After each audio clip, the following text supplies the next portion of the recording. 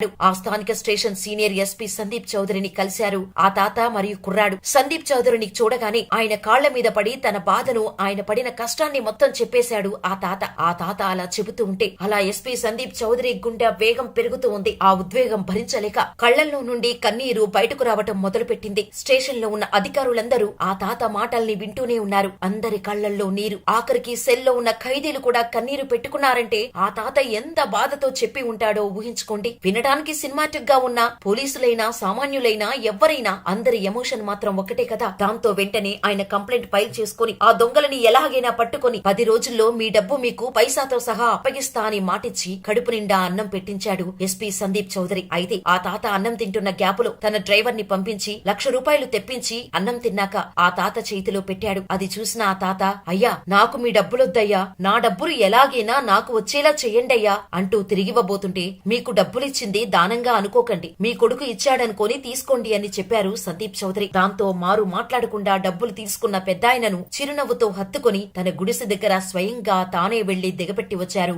SP Sandeep Chowdary.